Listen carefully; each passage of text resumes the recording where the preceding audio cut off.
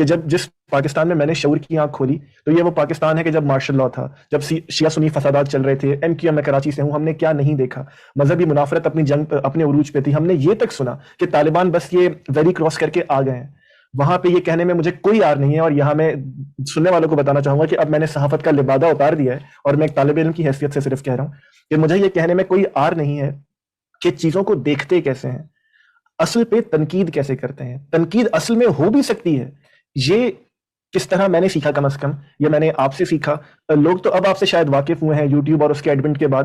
ہم جیسے طالب علم نہ صرف آپ سے بے تحاشا محبت کرتے ہیں، عقیدت رکھتے ہیں، عزت رکھتے ہیں، اور محبت کے جذبات کبھی اتنے جوش مارتے ہیں کہ ہم غلف کی حد تک چلے جائیں. لیکن یہ بھی ہم نے آپ کی یاد دہانیوں میں ہم نے یہ اپنے ذہن میں رکھا ہے کہ چاہے محبت ہو چاہے نفرت ہو، اس میں غلوف نہیں کرنا چاہیے. آج ہم نے زحمت دی ہے جاوید احمد غامدی صاحب کو، کسی تعارف کے محتاج نہیں ہے، مذہبی اسکالر ہیں. تو غامدی صاحب آپ کے وقت کا بہت شکریہ. بڑے عنایت، میں حاضر ہوں آپ کے سوالوں کے لیے. غامدی صاحب، سب سے پہلے مجھے یہ بتائیے، جو ہماری سیریز کا عنوان ہے کہ پاکستان کے ساتھ آخر مسئلہ کیا ہے، اس میں یہ بات پہلے سے موجود ہے فلسفے کی زبان میں کہ کوئی نہ کوئی مسئلہ تو ہے. تو کیا واقعی کوئی مسئلہ ہے پاکستان کے ساتھ، یا بس ہم بے وجہ سوچتے ہیں اس بارے میں؟ اس میں کوئی شبہ نہیں، بہت بڑا مسئلہ ہے، اور وہ مسئلہ پاکستان کی پیدائش کے ساتھ ہی پیدا ہو گیا تھا. میں تو اس کو سمجھانے کے لیے اس طرح تعبیر کرتا ہوں کہ ایک بچہ پیدا ہوتا ہے تو بعض اوقات وہ پیدائشی امراض لے کے پیدا ہو جاتا ہے. اس میں بڑی مشکل ہوتی ہے. جو امراض بعد میں لاحق ہوتے ہیں ان کا علاج نسبتاً آسان ہوتا ہے، لیکن پیدائشی امراض بڑی پیچیدگیوں کا باعث بن جاتے ہیں. پاکستان کی پیدائش کے ساتھ جو امراض اس کو لاحق ہو گئے ہیں وہی سب سے بڑا مسئلہ بھی ہے. وہ دو امراض ہیں.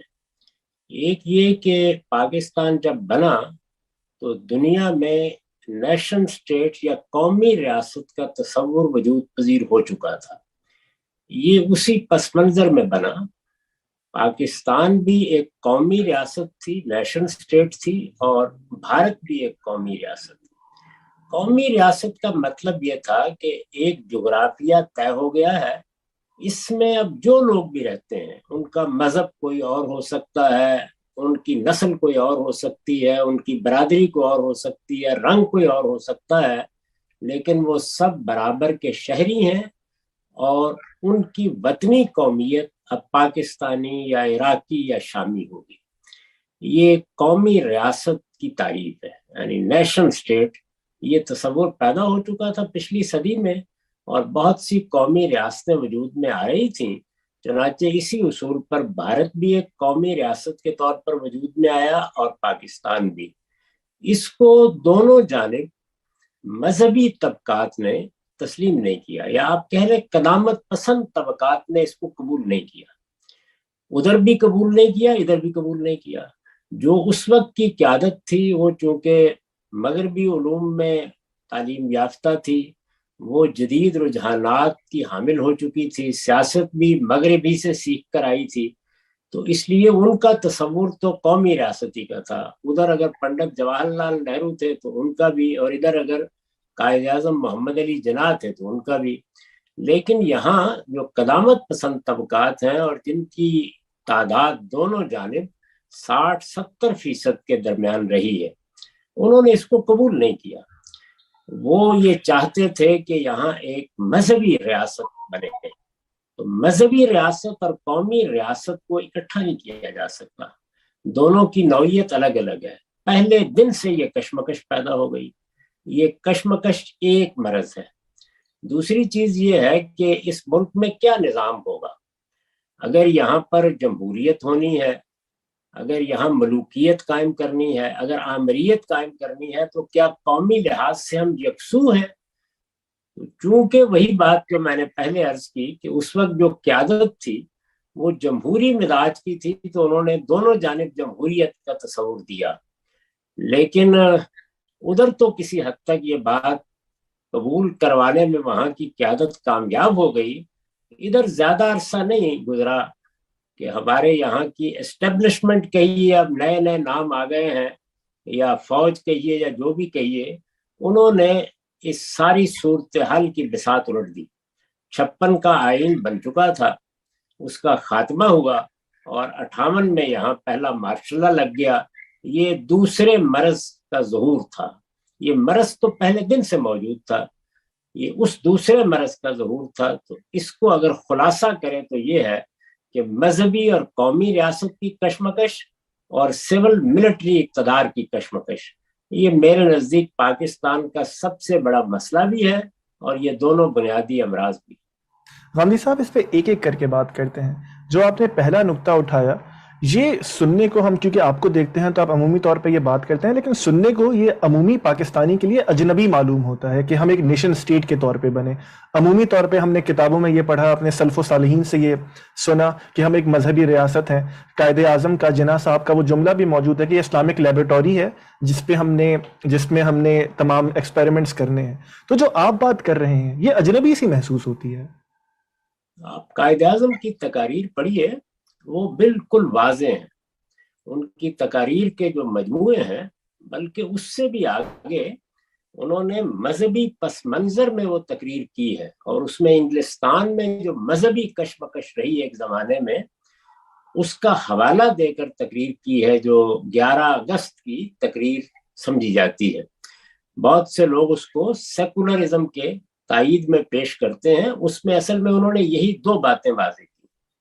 یہ واضح کیا ہے کہ یہ ایک قومی ریاست ہے، اور یہ واضح کیا ہے کہ یہاں اکثریت مسلمانوں کی ہے.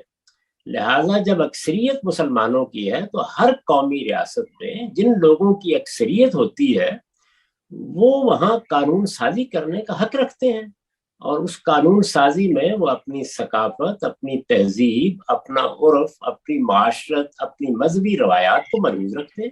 یہ دنیا میں ہمیشہ ہوتا ہے، جہاں بھی ایسا ہوگا یہ چیزیں ملحوظ رکھی جائیں گی. تو یہ 2 باتیں وہ الگ الگ کہتے ہیں، اور دونوں اپنی جگہ صحیح ہیں. پاکستان ان کے نزدیک ایک نیشنل سٹیٹ ہے، قومی ریاست ہے. مسلم قومیت کی بنیاد پر وہ بنایا گیا ہے، اور ہندوستان کی تقسیم بھی اسی اصول پر ہوئی ہے.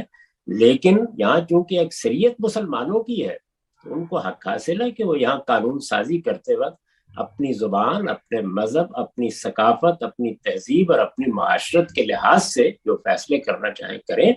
تاہم یہاں کے شہری برابر کے ہیں، اور کسی کو دوسرے کے اوپر کوئی برتری حاصل نہیں ہے، نہ مذہبی بنیاد پر اور نہ نسلی یا رنگ کی بنیاد. غازی صاحب، یہ آپ بھی جانتے ہیں کہ جناح صاحب کی دونوں طرف کی تقاریر پیش کی جاتی ہیں. ظاہر ہے ہم اصول پہ بات کرنے کی کوشش کر رہے ہیں، جناح صاحب ٹاپک نہیں ہے، تو اس میں جائے بغیر جہاں پہ آپ نے یہ کہا کہ یہ اس میں انفر تھا کہ ہم اپنی قانون سازی خود کریں، اپنے قواعد و قوانین خود بنائیں، وہیں جناح صاحب سے یہ منسوب بھی تو چیزیں ہمیں ملتی ہیں کہ ہمارا آئین تو 1400 سال پہلے مکمل تھا، ہمیں وہ دے دیا گیا، ہم نے خلافت کا نظام رائج کرنا ہے. ڈاکٹر اسرار خواب سنایا کرتے تھے، یقیناً آپ اس سے واقف ہوں گے. تو ان تمام چیزوں کو آپ کی باتوں میں کہاں پلیس کروں میں؟ یہ خلافت تو میرے لیے ایک بالکل انکشاف ہے. کبھی جناح صاحب نے یہ لفظ استعمال کیا، لیکن باقی چیزیں تو بالکل بدیہی ہیں. یعنی ہم ایک قوم ہے، ہماری ایک ثقافت ہے، ہماری ایک تاریخ ہے. جو تاریخ یہاں پہ اکثریت کی ہوگی، اور بہت بڑی اکثریت مسلمانوں کی ہے، وہ اپنی تاریخ میں جو کچھ کر چکی ہے، یا جو چیزیں اس کا عرف اور اس کی ثقافت اور تہذیب بن چکی ہیں، وہ غائب کیسے ہو جائیں گی؟ انگلستان ہے یا امریکہ ہے، تو یہ اپنی تاریخ کے ساتھ ملک چلتے ہیں، اور جو تاریخ ہوتی ہے وہ کسی کی 200 سال کی ہے، کسی کی 300 سال کی ہے. جو مسلمان قوم یہاں بس رہی ہے اس کی 1400 سال کی ہے. بلکہ اگر مجھ سے پوچھا جائے تو میں تو یہ کہوں گا کہ انبیاء علیہ السلام کے وجود سے اس کی تاریخ شروع ہو جاتی ہے. تو اس تاریخ سے آپ سبق حاصل کرتے ہیں، اس میں جو واقعات ہوئے ہیں ان سے آپ بہت سی چیزوں کا استنباط کرتے ہیں، اور پھر آپ کا مذہب کیا ہے، آپ کی روایات کیا ہیں، آپ کن نظریات کے حامل ہیں، ریاست کے نظام میں وہی چیزیں ریفلیکٹ ہوتی ہیں. غامدی صاحب، میں کسی کا بھی انٹرویو کروں، جیسے میں نے پہلے عرض کیا کہ میں کافی ساری اور شخصیات کا اس پہ بات کر چکا، اور سب نے اسی بنیادی نقطے سے بات شروع کی تھی کہ ہماری پیدائش میں ایک خرابی تھی.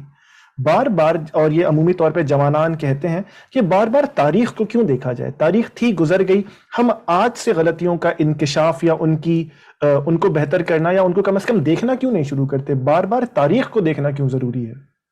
وہ ہمارے ساتھ چل رہی ہوتی ہے. یعنی یہاں بہت سے اقدامات ہو چکے ہیں. پاکستان میں 3 مرتبہ براہ راست فوج حکومت کر چکی ہے۔ یہاں سول ملٹری کشمکش اس وقت آپ کی روز کی خبروں کا موضوع ہے، آپ صبح سے شام تک یہی کچھ سن رہے ہیں، بلکہ اب تو اس میں کوئی حجاب بھی باقی نہیں رہ گئے، سب کچھ بے حجابانہ ہو رہا ہے، بے حجابی کا دور ہے جس سے ہم گزر رہے ہیں۔ اس میں اب کیسے اس کو نظر انداز کر دیں کہ یہاں فوج کے اقتدار کی ایک پوری تاریخ ہے۔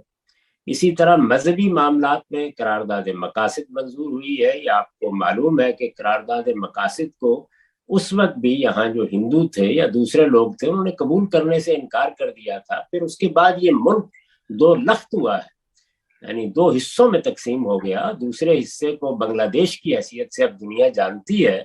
پھر اس کے بعد ہمارے ہاں ضیاء الحق صاحب کی حکومت آئی، جنہوں نے مذہبی بنیادوں پر بہت سے قوانین بنائے۔ وہ قوانین روز ہمارے اوپر مسلط ہوتے ہیں، ان کے نتائج ہم دیکھتے ہیں۔ اس میں خاص طور پر توہین رسالت کا قانون ہے، ختم نبوت سے متعلق قوانین ہیں۔ تو یہ جتنی چیزیں ہیں یہ اب ہماری تاریخ بن چکی ہیں، ان کو ہم چشم زدن میں کس طرح اپنے پردہ ذہن سے محو کر کے آج سوچیں، ان کے بارے میں کوئی رائے قائم کریں گے تو پھر ہی ہم آگے بڑھ سکتے ہیں۔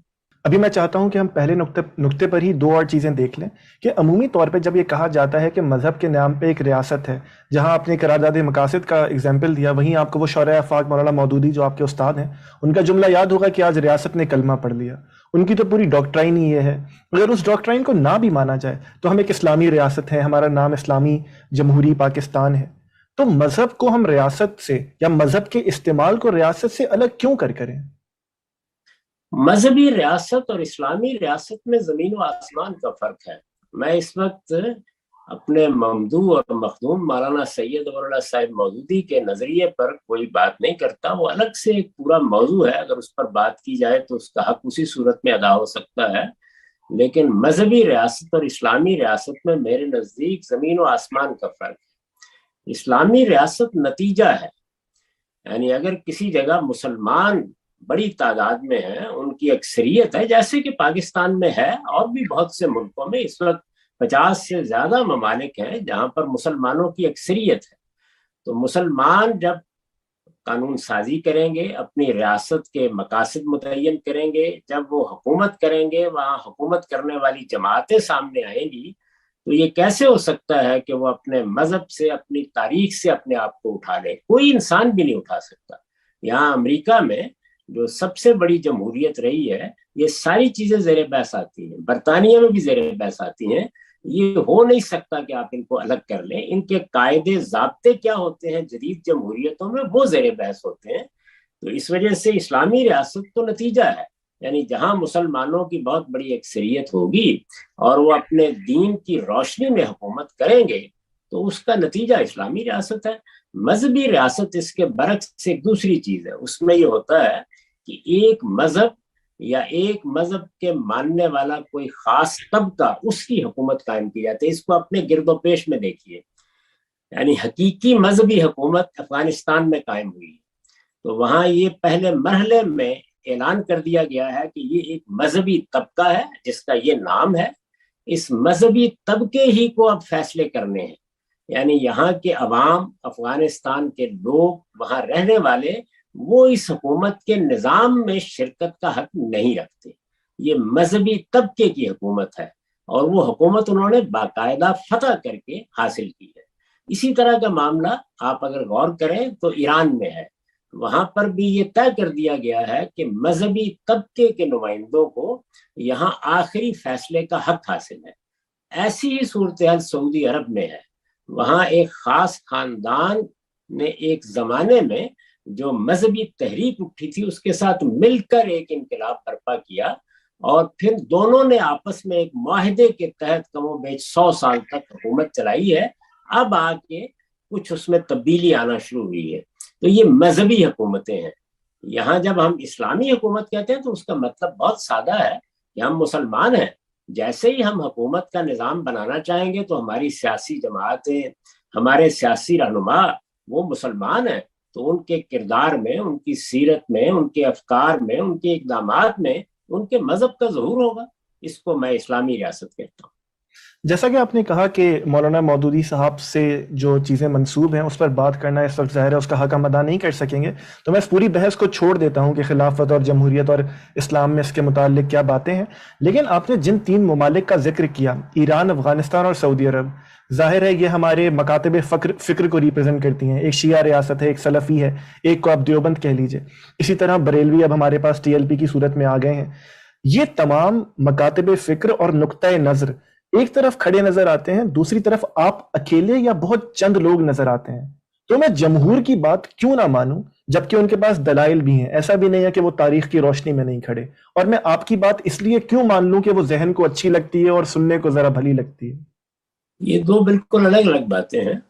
یعنی کس بات کو اس ملک میں چلنا چاہیے وہ تو ظاہر ہے کہ جن کو اکثریت کی تائید حاصل ہے انہی کی بات کو چلنا چاہیے. میں نے کبھی بھی یعنی خواہش نہیں کی، کبھی اس کا مطالبہ نہیں کیا. میرے نزدیک یہاں جو لوگ بھی مذہب کی تعبیر کر رہے ہیں یا ان کو اس سے پہلے سوسائٹی کی تائید حاصل ہے یا سوسائٹی ان کو مذہب کا نمائندہ سمجھتی ہے، انہی کی بات مانی بھی جائے گی. وہ میں یا آپ کوئی اور خواہش بھی کریں تو یہی ہوگا اور یہی ہونا چاہیے. جمہوریت کا بھی تقاضا یہی ہے. میں جو بات کرتا ہوں وہ صرف اتنی ہے کہ آپ ماننے کا جہاں تک تعلق ہے، ماننا نہ ماننا حق و باطل کا فیصلہ ہوتا ہے. وہ دلیل کی بنیاد پر کرنا چاہیے، اس میں افراد نہیں گنے جاتے. حق اور باطل کا فیصلہ ہمیشہ استدلال پر ہوتا ہے. تو استدلال کی بنیاد پر میں بات کہتا ہوں اور اپنے مخاطبین سے استدلال اور ریزننگ کی بنیاد پر یہ تقاضا کرتا ہوں کہ وہ میری بات مانیں.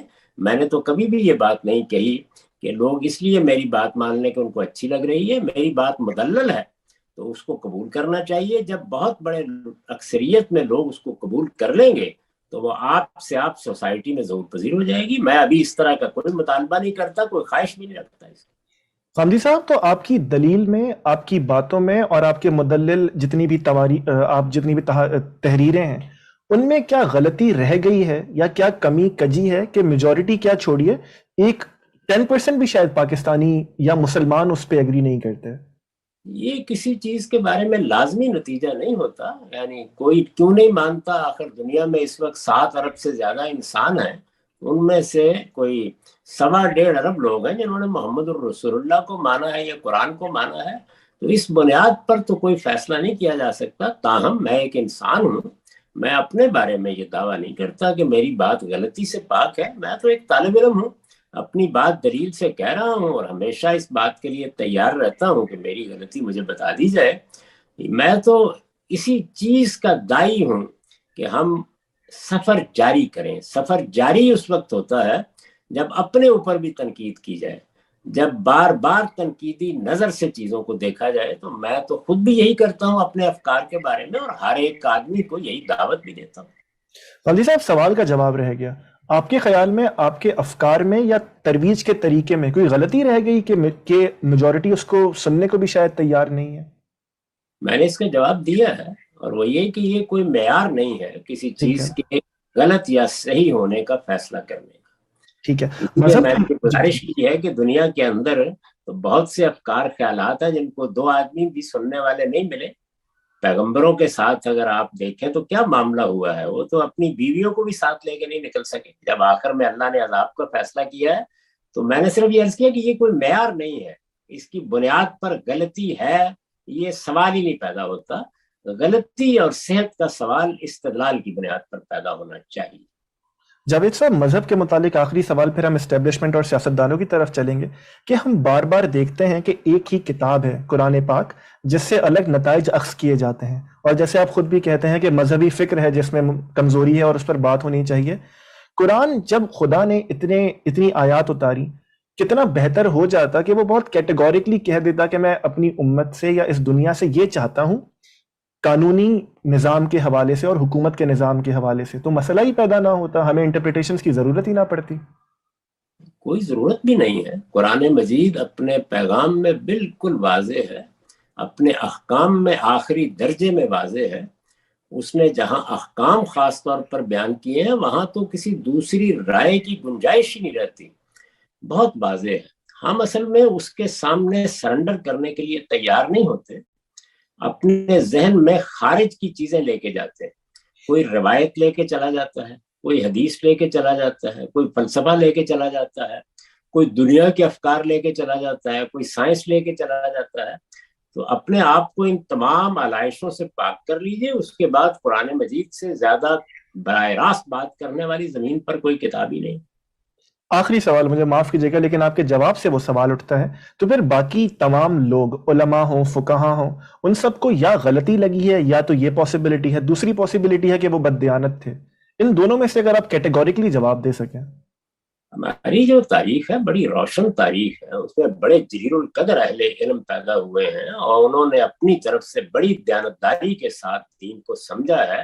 بڑی ان کی غیر معمولی خدمات ہیں, اس میں تو کوئی دو رائے نہیں ہو سکتی. لیکن وہ انسان تھے, ان کا کام بحیثیت مجموعی اتنا غیر معمولی ہے کہ ہم آدمی کے کندھوں پر کھڑے ہو کر بات کر رہے ہیں.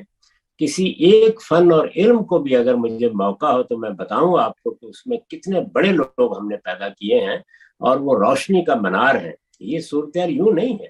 اصل چیز یہ ہے کہ اس معاملے کو جاری رہنا چاہیے. یہ ریویو کا عمل, تنقید کا عمل, کرٹیسزم کا عمل جاری رہنا چاہیے. یہ کچھ پچھلے 200-300-400 سال سے ہمارے یہاں بہت کمزور ہو گیا ہے. اس کا نتیجہ ہے جو ہم دیکھ رہے ہیں. انسانی کام ہمیشہ اس کا تقاضا کرتا ہے کہ وہ ریویو سے گزرے گا, ریکنسٹرکشن سے گزرے گا, ریفارمیشن سے گزرے گا. اس کو ایک لمحے کے لیے بھی آپ اس طرح نہیں چھوڑ سکتے. تو جب کسی قوم میں یہ رجحان پیدا ہو جائے کہ وہ اپنے افکار پہ تنقید نہیں کرے گی, تو وہ اگر سائنس ہے تو آئنسٹائن اور نیوٹن جیسے لوگوں کے افکار کی خدمت سے بھی محروم ہو جائے گی. غامدی صاحب, دوسرا نقطہ جو آپ نے اٹھایا تھا کہ سیاستدان یا سیاسی طبقہ اور جو ہماری افواج ہیں, اسٹیبلشمنٹ ہے, آپ نے خود کہا کہ انہیں جو بھی نام دے لیجیے, اب تو طرح طرح کے نام آتے ہیں, ان کی رفت اور حق حکمرانی کس کا ہے, یہ بنیادی مسئلہ ہے. اس کو میں پھر بنیاد سے لینا چاہوں گا کہ یہ وہی فوج ہے کہ جو انڈیا کے پاس بھی آئی اور ہمارے پاس بھی آئی.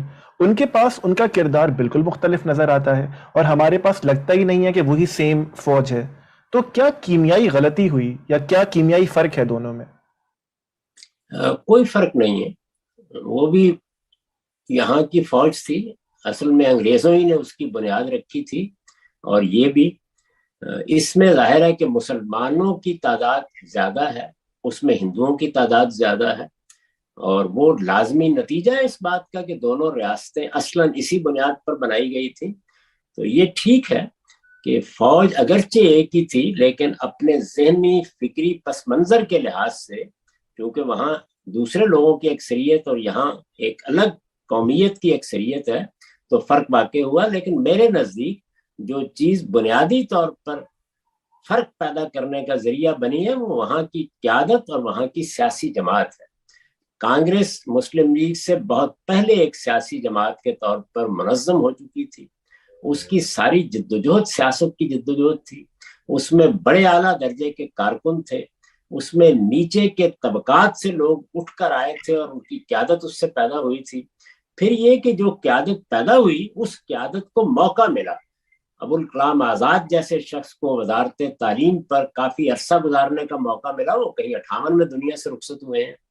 پنڈت جواہر لال نہرو تو اس کے بہت بعد رخصت ہوئے. تو ایک لمبے عرصے تک وہاں پر جو قیادت پیدا ہوئی تھی انگریزوں کے زمانے میں اس کو موقع ملا. یہاں یہ صورتحال نہیں ہوئی. قائد اعظم بڑی جلدی دنیا سے چلے گئے اور پھر بعد میں لیاقت علی خان کو بھی رخصت کر دیا گیا. تو یہ ایک بڑا حادثہ ہو گیا ہمارے ساتھ. اس کے بعد ظاہر ہے کہ پھر اس درجے کی قیادت نہیں رہی. مسلم لیگ اپنے وجود کے لحاظ سے کانگریس سے مختلف نوعیت کی جماعت تھی. تو ایک بنیادی فرق تو اس چیز نے پیدا کیا. اور پھر اس کے ساتھ دوسری چیز یہ ہے کہ وہ ایک ملک تھا جو پہلے سے موجود تھا, ہم ایک ملک تھے جو وجود میں آیا تھا. تو یہاں ایک نیریٹو بنانا ممکن ہو گیا, اور وہ نیریٹو پہلے بھی تھا, آج بھی ہے. اس بیانیے پر یہ ملک چل رہا ہے کہ یہ قائم نہیں رہ سکتا اگر یہاں پر ایک بڑی غیر معمولی فوج, بڑے ہتھیار, یہ چیزیں موجود نہ ہوں. چنانچہ سارا رخ ایک بڑی فوج, بڑے ہتھیار, یہاں تک کہ ایٹم بموں کی طرف ہو گیا. تو یہ ویلفیئر اسٹیٹ کی طرف بڑھ نہیں سکی اپنے اس بیانیے کی وجہ سے. اس کی فوج اور اس کی فوجی تنصیبات اور اس کے فوجی اخراجات وہ اس کی معیشت کے ساتھ ہم آہنگ نہیں رہے. تو یہ عوامل ہیں جن کی وجہ سے بہت بڑا فرق واقع ہو. गांधी साहब, इसको अगर हम दोबारा इस तरह एनालाइज करें कि अयूब खान साहब हैं कि जहां से हमें फौज का पहली बार किरदार नजर आता है, चलिए आप उनके मार्शल लॉ को ना भी लें, तो जब वो पहले हमारे डिफेंस मिनिस्टर बन गए थे, उससे पहले तो सियासतदान, ब्यूरोक्रेसी और अवाम ही थी। तो तमाम ही मलबा सिर्फ एस्टेब्लिशमेंट पे बुनियादी तौर पे डाल देना, ये बददियानती या हमारी गलती नहीं है? नहीं, वही जिम्मेदार है। क्या हुआ था, यानी अगर आप बता सके मुझे कि सन 56 तक क्या ऐसा हादसा हो गया था। यहाँ ब्यूरोक्रेसी के हाथ में इक्तदार आ गया, सियासी जमात के हाथ में तो इक्तदार रहा ही नहीं। सिकंदर मिर्जा साहब ने कौन सी सियासी जद्दोजहद की थी? चौधरी मोहम्मद अली साहब ने कौन सी सियासी जद्दोजहद की थी? तो एक तरफ ब्यूरोक्रेसी, ब्यूरोक्रेसी ज़ाहिर है एस्टेब्लिशमेंट का हिस्सा होती है। फिर उसके बाद उसके पसमंदर में फौज, उसने तारे हिलाना शुरू कर दी।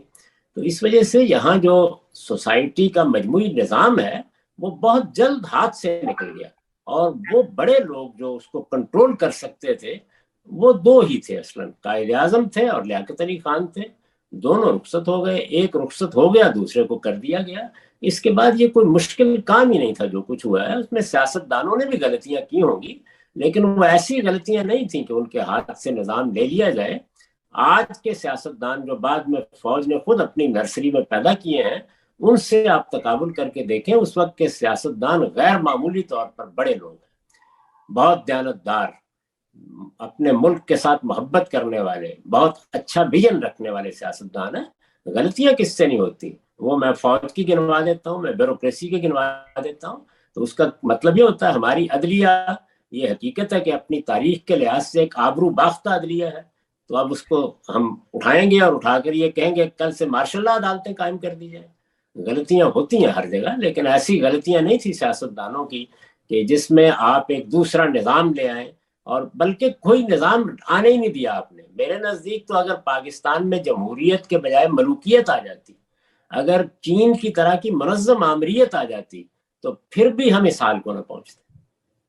गांधी साहब, फिर इसमें दोबारा दो सवाल खड़े होते हैं, मैं चाहता हूं कि आप इस पे कैटेगोरिकली बताएं कि जब फौज ने हक के हुक्मरानी अपना दूसरों का तस्लीम नहीं किया और खुद हुकूमत करने की कोशिश की, तो इसकी भी सिर्फ दो ही बातें निकलती हैं। या तो वो वाकई कंसर्न्ड हैं, जिस तरह भी हमारा मुल्क चल रहा था, जैसे आपने कहा गलतियां कुछ हो रही थी, गो के वो ज्यादा नहीं थी जैसे आपने कहा, या तो ये नतीजा निकलता है, या नतीजा ये निकलता है कि वो इक्तदार की हवस के भूखे हैं। मैं किसी की नीयत पर कभी शुबा नहीं करता। मेरे ख्याल में नीयत सबकी अच्छी होती है, सियासतदान हो, फौजी हो। नीयत का हाल परवरदिगार जानता है और वो राज भी क़यामत ही में खुलेगा। मैं तो कौल और फेल को देखूंगा। तो मेरे नज़दीक जो बयानियां या जो नैरेटिव है जिस पर वो खड़े हैं, वो ये है कि ये मुल्क चूंकि बनाया गया है, इसको दाएं बाएं से खतरा है, भारत ने इसके वजूद को तस्लीम नहीं किया, यहाँ कश्मीर का मसला इब्तदा ही से पैदा कर दिया गया। तो इसलिए ये रियासत नागुज़ीर तौर पर एक फौजी रियासत या एक सिक्योरिटी स्टेट ही हो सकती है। ये उनका मेरे ख्याल में बयानिया है। मैं इसको गलत बयानिया समझता हूँ, लेकिन वो इस बयानिए के असीर हैं और इसी बयानिए के नताइज हैं जो हमें मुख्तलिफ सूरतों में नजर आते हैं। फिर उसके बाद जब वो देखते हैं कि वो एक मुनज़्ज़म इदारा है, उनके यहाँ बड़ी तरबियत से लोग गुजरते हैं, फिर उनके कुछ अपने ख्यालात और अफकार भी पैदा होना शुरू हो जाते हैं, तो वो समझते हैं कि वो मुल्क को ज़्यादा बेहतर तरीके से चला सकते हैं। ये तो सिर्फ बैरूनी दबाव है जिसकी वजह से उन्हें ये तरीका इख्तियार करना पड़ा है कि वो कुछ सियासतदानों को आगे रख के हुकूमत करें। असल में तो मेरे नज़दीक सन 56 के बाद से वही हुकूमत कर रहे हैं। अब सियासतदानों की बात करते हैं। आप जुल्फिकार अली भुट्टो साहब को देखिए, जब हमारा मुल्क टूटा उसके बाद आए, उनका किरदार भी, जिस तरह के वो फैशिस्ट टेंडेंसीज थी उनकी, जिस तरह उन्होंने तनकीद बर्दाश्त नहीं की, जिस तरह आखिर में एक वक्त के बाद इक़्तिदार के लिए हमारा मुल्क भी टूट गया, तो वहां पे हम सियासतदानों को, जो शायद हमारे पास जमहूरियत के वालिद समझे जाते हैं, जमहूरियत के बानी मुल्क में समझे जाते हैं, उनका किरदार भी तो इस तरह का नहीं था कि उन्हें हम एक अच्छा एग्जाम्पल कह सकें। इनमें से कोई आदमी सियासी तरीके से पैदा ही नहीं हुआ। जमहूरियत में सियासतदान ऐसे नहीं पैदा होते, वहां पर बहुत नीचे से सियासतदान उठते हैं। वो आमतौर पर जो आपके यहाँ के बल्दियाती इंतखाबात कहें या मुकामी हुकूमतें हैं, वहां से किरदार अदा करना शुरू करते हैं। फिर वो सूबों की सतह के ऊपर अपनी जिम्मेदारियां पूरी करते हैं। एक लंबा सियासी अरसा गुजारने के बाद ये मालूम होता है कि अब उन्हें जरा बड़ी जिम्मेदारी संभालनी है। یہ سب سیاستدان جن کے آپ نام لیتے ہیں، بھٹو صاحب بہت اچھے کیلیبر کے سیاستدان تھے، بہت پڑھے لکھے تھے، ان کے افکار خیالات میں بھی بہت سی جدت کی چیزیں تھیں، یعنی بڑی خوبیاں رکھتے تھے، ذہانت بھی تھی ان کے اندر، لیکن بہرحال وہ اسی طریقے سے پیدا کیے گئے تھے۔ اور جو سیاستدان آپ کے علم میں ہے کہ وہ تو مارشل ایڈمنسٹریٹر کے طور پر آئے تھے پہلے، اس کے بعد آہستہ آہستہ انہوں نے آئین دیا، ان کے بہت سے کارنامے بھی ہیں اور ان کا اعتراف کرنا چاہیے، لیکن اس طرح کے سیاستدان کوئی بڑا غیر معمولی کارنامہ آسانی سے انجام نہیں دے سکتے۔ غازی صاحب، اس کے بعد ہم بھٹو صاحب کے بعد جمپ کرتے ہیں ضیاء الحق صاحب کے مارشل لاء کے بعد، کیونکہ سویلینز آ گئے تھے۔ چلیں، آپ نواز شریف صاحب پہ یہ تنقید کر سکتے ہیں جو آپ نے بھٹو صاحب پہ کی، اب بے نظیر صاحبہ پہ تو یہ تنقید نہیں کر سکتے کہ ان کا سیاسی جنم جی ایچ کیو میں یا فوج کے پاس ہوا تھا، لیکن جو بندر بانٹ ہوتی رہی نواز شریف اور بیوی کے درمیان، وہ بھی تو اسی طرح ہمیں نظر آتی ہے۔ اس وقت اس طرح کی کوئی بڑی طاقت جس کے ہاتھ میں بندوق ہے وہ پیچھے سے کردار ادا کرے تو آپ کے رویے نارمل نہیں رہتے، یعنی سیاستدانوں کو نارمل ماحول چاہیے ہوتا ہے کام کرنے کے لیے۔ جو سیاستدان ان لوگوں نے اپنی آغوش میں پیدا کیے ہیں یا اپنی نرسری میں ان کو پودوں کی طرح اگایا ہے، وہ بھی بہت بہتر ہو جاتے، اور ان کی جماعتیں بھی آہستہ آہستہ یہاں اچھی سیاسی جماعتوں کی صورت اختیار کر لیتی، لیکن نہیں کر سکی۔ اس کی بڑی وجہ یہ ہے کہ ان کو در حقیقت اپنے بقا کی جدوجہد میں ڈال دیا جاتا ہے۔ ذرا دیکھیں بے نظیر کو کتنا عرصہ باہر رہنا پڑا، ذرا یہ دیکھیے کہ کس طرح جلاوطنی سے سیاستدان گزرتے ہیں، کس طرح جیلوں میں جاتے ہیں، یعنی یہ ساری داستان جتنی ہے وہ کیا ہے؟ انہیں معلوم ہوتا ہے کہ یہاں ہمیں نہ پورا اقتدار ملے گا، نہ پورے فیصلے کرنے کے لیے مواقع ملیں گے۔ بے نظیر کا دور دیکھ لیں آپ، اس کے بعد نواز شریف کا دور دیکھ لیں، بعض چیزوں کے بارے میں جب سیاستدانوں نے قدم رکھا ہے تو اس کے بعد ان کے لیے جینا ناممکن بنا دیا گیا ہے۔ افغانستان میں کیا ہونا ہے، امریکہ کے ساتھ تعلقات کی کیا صورت ہوگی، کشمیر کے معاملے میں کیا رائے قائم کرنی ہے، ہندوستان کے ساتھ معاملات کیسے کرنے ہیں، ہم نے علاقائی طاقتوں کے معاملے میں کیا کردار ادا کرنا ہے، یہ وہ چیزیں ہیں کہ جو پہلے مرحلے میں سیاستدان خیال کرتے ہیں کہ چلیے اگر فوج ہی کر رہی ہے، اسٹیبلشمنٹ ہی کر رہی ہے تو ہم اپنے دائرے میں کچھ نہ کچھ کر لیں گے، لیکن جس وقت وہ اوپر جاتے ہیں تو انہیں یہ محسوس ہوتا ہے کہ ان چیزوں کے بارے میں کوئی رائے قائم کیے بغیر تو یہاں کی معیشت بھی نہیں چلائی جا سکتی، یہاں پر سڑکیں بھی نہیں بنائی جا سکتی، یہاں پر حکومت کے نظام میں استحکام ہی نہیں پیدا کیا جا سکتا۔ تو یہ بات یاد رکھیے کہ سب سے بڑی ضرورت یہ ہوتی ہے کہ امن قائم ہو ریاست میں، اور دوسری یہ کہ اس میں پولیٹیکل سٹیبلٹی ہو، سیاسی استحکام ہو۔ یہ دونوں چیزیں ہیں جن کو غارت کر کے رکھ دیا گیا ہے۔ افغانستان میں جو پالیسی ہم نے اختیار کی اور ہم نے کشمیر میں جو کچھ کیا اور بلوچستان میں جو کچھ کیا اور کر رہے ہیں، آپ جانتے ہیں اس کا نتیجہ کیا نکلا؟ 35-40 سال تک ہم نے اپنے گلی محلوں میں لوگوں کو مرتے، اپنے بچوں کو مرتے، اپنی عورتوں کو مرتے دیکھا ہے۔ یہ سب کیا ہوا ہے؟ یہ سب کچھ تو یہ امن تھا، یعنی اتنی بدامنی میں ہم جیتے رہے ہیں، اس کی داد دینی چاہیے ہمیں۔ غمزی صاحب، اگر ہم پچھلے 5 سے 6 سال چھوڑ دیں، میں پھر سے وہیں سے سلسلہ جوڑوں گا جہاں میرا سوال ٹوٹا تھا، کہ ہم بی بی صاحبہ کے کردار کو دیکھیں یا نواز شریف صاحب کے کردار کو دیکھیں، پھر مشرف صاحب کے ساتھ جو نواز شریف نے معاہدہ کیا اس کو دیکھیں، پھر زرداری صاحب کی حکومت اور نواز شریف صاحب کی حکومت کو دیکھیں، تو اگر آپ یہ کہتے ہیں کہ انہیں یہ احساس ہوا کہ ہم تبدیلی نہیں لا سکتے، تو پھر اس گناہ بے لذت کا فائدہ کیا؟ گالیاں بھی کھائیں، تنقید بھی برداشت کی، کوئی کام بھی نہیں کر سکے، اور اس کے بعد کبھی کھل کر سامنے بھی نہیں ہے۔ جی ہاں، ظاہر ہے کہ وہ انہی لوگوں کے پیدا کیے ہوئے سیاستدان تھے۔ شروع میں تو بالکل طفلانہ طریقے کے اقدامات کرتے رہے، آہستہ آہستہ شعور بہتر ہونا شروع ہوا، سیاسی شعور بھی بہتر ہوا، سماجی شعور بھی بہتر ہوا۔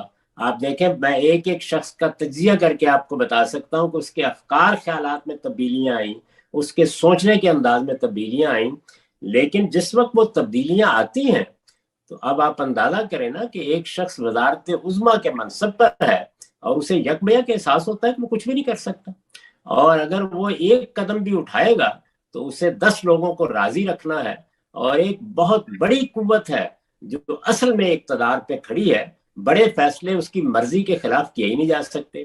یہ جو کچھ ہم نے پچھلے 4-5 سال میں دیکھا ہے، یہ تو ایک غیر معمولی تمثیل ہے۔ میرا احساس تو یہ ہے کہ کسی اچھے لکھنے والے کو اسے تمثیل میں ڈھال دینا چاہیے، دنیا اس سے عبرت حاصل کرے گی کہ اس طرح کے کام کرنے کا آخر نتیجہ کیا نکلا کرتا ہے. یہ آپ دیکھ رہے ہیں اس وقت ہمارے یہاں گلیوں اور بازاروں میں بچے، یہ ایک چھوٹا سا بچہ ہے جس کی تصویر بار بار دکھائی جا رہی ہے، اور میرے لیے سخت تکلیف دہ ہے. یہ کس جرم میں؟ جرم یہ ہے کہ پھر اس نے گالی دے دی، یہ نتیجہ نکلتا ہے. تو سوچنا چاہیے ان لوگوں کو جو اس ملک کی تقدیر سے کھیلتے رہے ہیں کہ وہ یہاں کسی ایک نظام کا فیصلہ ہونے دیں. میں تو آج بھی یہ کہتا ہوں کہ کھلے طریقے سے بیٹھ جائیں، سیاستدان بھی بیٹھیں، وہ بھی بیٹھیں اور فیصلہ کر لیں. بہرحال کوئی اس طرح کا نظام نہیں چل سکتا کہ جس میں آگے کوئی اور ہو اور پیچھے کوئی اور ہو. ایک نظام ہوگا. ملوکیت قائم کرنی ہے تو بالکل قائم کیجئے، لیکن اس طرح جیسے امارات میں ہے، سعودی عرب میں ہے، وہ قائم ہو جائے گی تو آپ دیکھیں وہ ملک ترقی کر رہے ہیں، ترقی کر گئے ہیں. آمریت قائم کرنی ہے تو منظم ادارتی آمریت قائم کریں، جیسے کہ چین میں. میں ان کا حامی نہیں ہوں کسی چیز کا، میں صرف یہ عرض کر رہا ہوں کہ اس کا کچھ نتیجہ نکلے گا. اور جمہوریت قائم کرنی ہے تو پھر جس طرح جمہوریت دنیا میں ہے اسی ماڈل کو سامنے رکھ کے قائم کریں. اس میں فوج کا سیاست میں کوئی اقتدار نہیں ہوتا. غامدی صاحب، اس وقت کیونکہ آپ نے اس کا تذکرہ بھی کیا، اس وقت ہمارے ملک میں ایگزیکٹلی ہو کیا رہا ہے؟ میرے نزدیک وہی میوزیکل چیئرز ہیں، وہ چل رہی ہیں. اسی طرح سے یہ معاملات ہوتے ہیں، کبھی پیچھے ہٹ گئے، کبھی آگے آ گئے، کبھی یہ کہا کہ ہم غیر جانبدار ہو گئے ہیں، پھر غیر جانبداری سے جانبداری برآمد ہوتی ہے، جانبداری سے غیر جانبداری برآمد ہوتی ہے. ایک تماشا ہے جس سے ہم گزر رہے ہیں. اس کا کوئی اس کے سوا حل نہیں ہے کہ اپنی غلطیوں کا اعتراف کیا جائے، اپنے بلکہ جرائم کا اعتراف کیا جائے، اور آگے بڑھ کر اس ملک کی تقدیر کے بارے میں یہ فیصلہ کیا جائے کہ یہاں حکومت کس کو کرنی ہے. وہی بات جہاں سے یہ گفتگو شروع ہوئی تھی، دونوں چیزوں کا واضح فیصلہ کرنے کی ضرورت ہے. ہم قومی ریاست ہیں یا مذہبی ریاست ہیں، اور ہمارا نظام کیا ہوگا؟ جمہوریت، ملوکیت، آمریت. یہ جو کچھ اس وقت چل رہا ہے یہ سرے سے کوئی نظام ہی نہیں ہے. اس کے نتیجے میں تو میں آپ سے کیا عرض کروں، ہر وقت اس کا اندیشہ رہتا ہے کہ شاید ہم اپنا قومی وجود کھو بیٹھیں. غامدی صاحب، ہم کوشش کریں گے کہ سیاستدانوں پر بات کر کے، عوام پہ بات کر کے اسے کلوز کریں. سلیم صافی صاحب، آپ جانتے ہیں پاکستان کے ایک بڑے صحافی ہیں، آپ کے ساتھ پی ٹی وی پہ پروگرام بھی کیا کرتے تھے. وہ عمومی طور پہ یہ تذکرہ کرتے ہیں کہ جب پی ٹی آئی تشکیل دی جا رہی تھی، خان صاحب کی جماعت، تو وہ آپ کے گھر پہ بھی آیا کرتے تھے، آپ بھی اس مشاورت میں شامل تھے، اور آپ اس پورے آئیڈیا سے سیاسی جماعت بنا لی جائے بس سے ایگری نہیں کرتے. یہ ان کی یہ بات ہے. اس کے متعلق آپ کیا کہیں گے؟ ایسا کوئی معاملہ تھا؟ اور اوورآل اگر آپ اس کی ہمیں داستان سنا سکیں.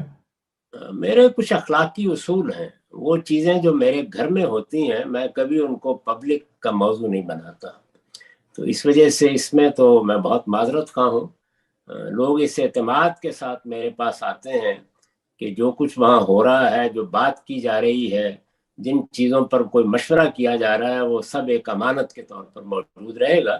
تو اس میں کوئی تبصرہ نہیں کروں گا، اصولی باتیں عرض کر دیتا ہوں. اور وہ یہ ہے کہ جب بھی کوئی آدمی میرے پاس آئے گا تو میں ظاہر ہے کہ سب سے پہلے یہ دیکھوں گا کہ وہ کس چیز پہ مشورہ مانگ رہا ہے. تو اگر کوئی آدمی مجھ سے کہتا ہے کہ میں سیاست میں آنا چاہتا ہوں، یا میں سیاست کرنا چاہتا ہوں، یا میں سیاسی جماعت بنانا چاہتا ہوں، تو میں سب سے پہلے اس کی شخصیت کا جائزہ لے کے دیانتداری سے اس کو مشورہ دوں گا کہ اس کو سیاسی کام کرنا چاہیے یا نہیں کرنا چاہیے. یہ میں ہر آدمی جو میرے پاس آیا ہے اس کو میں نے اسی طرح سے مشورہ دیا ہے، اس لیے کہ میری اپنی کوئی دلچسپی اس سے نہیں ہے. میں تو جو کچھ بھی تھوڑی بہت بصیرت رکھتا ہوں اس کی بنیاد کے اوپر دیانتداری سے مشورہ دے دوں گا. اگر کوئی آدمی اس مشورے کو قبول نہیں کرتا، مثال کے طور پر میں نے اگر ایدی صاحب کو یہ مشورہ دیا کہ آپ کو سیاست میں نہیں آنا چاہیے، انہوں نے قبول نہیں کیا، میں مثال دے رہا ہوں، تو پھر ظاہر ہے کہ میں یہ دیکھوں گا کہ اب کیا کام ان کو کرنا چاہیے.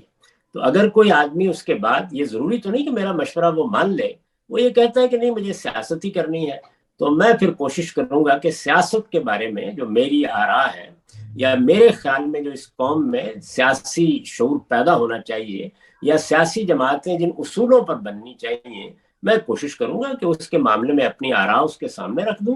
ان کو ماننا نہ ماننا پھر اس کا کام ہے، اس پہ میں نہ کبھی پیچھا کرتا ہوں، نہ ان چیزوں کو پبلک میں موضوع بناتا ہوں. میرے ہاں تو اس تک پہ پابندی ہوتی ہے کہ اس طرح کے لوگ ملنے کے لیے آئیں یا کوئی بات کریں تو اس کی کوئی تصویر بھی نہیں بنا سکتا. غامدی صاحب، اب ذرا عوام کی بات کرتے ہیں. ہم وہی ہیں، ظاہر ہے اس کا حصہ آپ اور میں بھی ہیں، کہ چاہے وہ ہمارے ساتھ معاشرتی ظلم ہو، چاہے وہ معاشی ظلم ہو چاہے وہ سیاسی ظلم ہو، ہر طرح کا معاملہ ہوا ہے، اور اب تو جس طرح آپ نے کہا کہ ہر چیز برہنہ ہو گئی ہے، لیکن ہم دیکھتے ہیں کہ ہمارے پاس کوئی بھی جینوئن تحریک نہیں اٹھتی، جینوئن لوگ آگے نہیں آتے، کوئی بات نہیں ہوتی، کوئی سلیقے سے تنقید نہیں ہوتی. یہ کیا کیمیائی خرابی ہے ہمارے اندر؟ اس میں کئی عوامل ہیں. یعنی ایسا کیوں ہوا ہے؟ ہم بحیثیت ایک قوم اچھی تنقید کی روایت پیدا ہی نہیں کر سکے، اور اس میں ایک بڑا سبب یہ ہے کہ آپ جس موضوع پر بھی تنقید کے لیے زبان کھولیں گے اس کو فتنے سے تعبیر کیا جاتا ہے. یعنی جو مقلدانہ روش ہمارے ہاں مذہب میں ہے، جو مقلدانہ روش سیاست میں ہے، جو پاکستان کے وجود کے بارے میں تصورات میں ہے، یہ آپ جانتے ہیں کہ ہمارے ہاں تو ایک مضمون ہے مطالعہ پاکستان، جو کوئی ضروری نہیں ہوتا، کہیں بھی نہیں پڑھانا چاہیے، اس لیے کہ اس طرح کی چیزیں پڑھانے کے نتیجے میں آپ ذہن کی تشکیل کرنا چاہتے ہیں، جس سے زیادہ خطرناک کوئی چیز نہیں ہوتی. تو یہ صورتحال ہے کہ اس میں کوئی چیز بھی آپ تنقید کا موضوع بنائیں، یعنی آپ قائد اعظم پر تنقید نہیں کر سکتے، آپ علامہ اقبال پہ تنقید نہیں کر سکتے، آپ مذہبی افکار پہ تنقید نہیں کر سکتے، آپ سیاسی اقدامات پہ تنقید نہیں کر سکتے، آپ عدلیہ پہ تنقید نہیں کر سکتے، آپ فوج پہ تنقید نہیں کر سکتے. تو تنقید تو ہمارے ہاں ایک شجر ممنوع ہے، اور تنقید کے بغیر نہ حقائق واضح ہوتے ہیں، نہ علم پیدا ہوتا ہے، نہ اعلیٰ درجے کے لوگ پیدا ہوتے ہیں. ایک گھٹن کی فضا پیدا ہو جاتی ہے، اس میں پھر کوئی کلندر ہوتے ہیں پھر جو اپنی زندگی خطرے میں ڈال کر کچھ کہہ دیتے ہیں. آسان نہیں ہوتا لوگوں کے لیے. تو یہ صورت ہے. میں جانتا ہوں، میں نے یہ کام کیا ہے، یعنی مذہبی افکار کی تشکیل جدید کا کام کیا ہے، موجود مذہبی افکار پر تنقید کا کام کیا ہے.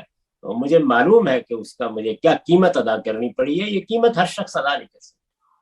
حمدی صاحب ساتھ ہی یہ بھی بتائیے، گو کہ اس میں مختصراً آپ کے جواب میں وہ موجود ہے، لیکن میں چاہتا ہوں آپ کیٹیگوریکلی اس پہ بات کیجئے کہ ایک کہ ہمارے رویوں میں جمہوریت بھی نہیں ہے، ہم صرف جمہوریت کو یہ سمجھتے ہیں کہ الیکشن ہو جائے، حکومت آ جائے. اس پر بھی کلام کیجئے. ساتھ ہی اس پر بھی کلام کیجئے کہ آپ نے ریسنٹلی دیکھا ہوگا کہ ہمارے پاس مذہبی انتہا پسندی بھی بے تحاشا عوام میں بڑھ رہی ہے. یہاں تک کہ کراچی میں ایک واقعہ ہوا، ایک کیو آر کوڈ میں ظاہر الگ طریقے کے کیریکٹرز ہوتے ہیں، اس میں کسی کیریکٹر میں رسول خدا کا نام دکھ رہا تھا، اور اس بیس پہ ایک پورا مال جلا دیا گیا. اگر آپ ان دونوں پہ کلام کریں، جمہوریت ہمارے رویوں میں کیوں نہیں ہے اور یہ مذہبی انتہا پسندی کیوں بڑھ رہی ہے؟ ہم مسلمان قوم ہیں، اور ہمارا جتنا مذہبی فکر ہے وہ جمہوریت کو قبول ہی نہیں کرتا. آپ دیکھیے کہ جہاں جہاں اس کو بغیر کسی رکاوٹ کے وجود پذیر ہونے کا موقع ملا ہے یا حکومت میں آنے کا موقع ملا ہے، وہاں اس نے جمہوریت کو قبول نہیں کیا. تو اسی وجہ سے میں ہمیشہ یہ کہتا ہوں کہ آپ کوئی چیز خارج سے نہیں لا سکتے. آپ کو پہلے اس بیانیے کو درست کرنا ہوتا ہے جس پر کسی قوم کے ذہن، فکر اور نفسیات کی تشکیل ہوئی ہے. جمہوریت ہمارے ہاں مانی نہیں جاتی. ہم تو جب شعور کی عمر کو پہنچے تو سب سے پہلے مجھے خود یاد ہے کہ میں نے ایک تقریر کی ہے اسکول میں، اور اس کا عنوان ہی یہ تھا کہ جمہوریت ایک طرز حکومت ہے کہ جس میں بندوں کو گنا کرتے ہیں، تولا نہیں کرتے. تو ہم یہیں سے اپنی زندگی کی شروع کرتے ہیں. ہر شخص کو خلافت ہونی چاہیے، اور خلافت کیا چیز ہوتی ہے، اور وہ ایک الگ چیز ہے. اور جمہوریت میں تو قرآن میں لکھا ہوا ہے کہ اکثریت ہمیشہ گمراہ ہوتی ہے. تو یہ مذہبی تصورات ہیں، میں اس وقت کوئی تبصرہ نہیں کر رہا ان پر. اس سے ہماری ذہنی تشکیل ہوتی ہے. جمہوریت کو ہم نے طون و کرہن قبول کیا ہوا ہے. ورنہ مجھے یہ بتائیے کہ اگر افغانستان میں طالبان 20 سال تک جنگ کرتے ہیں کہ ہم اپنی حکومت قائم کرنا چاہتے ہیں، تو ہمارے ہاں سے کیا مذہبی لحاظ سے، کیا ہماری افواج سے، کیا ہمارے سیاستدانوں سے زوردار آواز اٹھی کہ آپ کو کوئی حق نہیں ہے افغانستان کے عوام کی رائے کے خلاف حکومت قائم کرنے کی؟ کبھی یہ آواز اٹھی؟ سنی آپ نے؟ جی نہیں اٹھی. ہم نے تو تائید کی ان کی دبے لفظوں میں.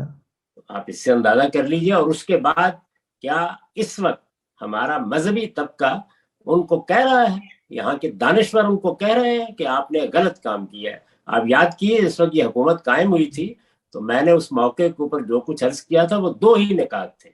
ایک یہ کہ آپ کو افغانستان کے عوام کی رائے کے خلاف حکومت کرنے کا کوئی حق نہیں ہے، یہ افغانستان کے عوام فیصلہ کریں گے. بلکہ یہ اصول بتایا تھا کہ حکومت کا فیصلہ یا خدا کی طرف سے ہوتا ہے، وہ رسول اللہ کے بعد ختم ہو گیا، اور یا لوگ فیصلہ کرتے ہیں کہ ان پر کس نے حکمران ہونا ہے. تو یہ بنیادی بات. اور دوسری بات میں نے یہ کہی تھی کہ آپ لوگوں کے شخصی معاملات میں مداخلت نہیں کر سکتے. اسلام کی روح سے آپ کو مداخلت کا حق نہیں ہے, خدا نے آپ کو اس کا حق نہیں دیا. تو یہ باتیں کیا کسی اور شخص کی زبان سے آپ نے اس پورے پاکستان میں سنی ہے؟ تو اس کا مطلب یہ ہے کہ شخصی آزادی, لوگوں کے بنیادی حقوق, جمہوریت, قانون کی حکمرانی, قوموں کا حق خود ارادی, ان میں سے کسی چیز کے بارے میں ہماری کوئی مثبت رائے نہیں ہے. اور میرے نزدیک یہی 4 چیزیں ہیں جن پر دور جدید کا سیاسی فکر کھڑا ہے. تو ہم اس کنفیوژن کو دور اگر نہیں کریں گے تو آپ کیا کہہ سکتے ہیں, یا جمہوریت آ جائے گی, کوئی سوال نہیں اس کا. یہاں انتہا پسندی موجود ہے, فکر میں موجود ہے, بیانیے میں موجود ہے, یہاں کے تصورات میں موجود ہے. اسی کا ظہور اصل میں پھر اس طرح کے واقعات میں ہو جاتا ہے جس کا آپ نے حوالہ دیا. یہ ظہور پرسیکیوشن میں ہوتا ہے, یہ مختلف مذہبی طبقات سے اپنی بات منوانے کی صورت میں ہوتا ہے.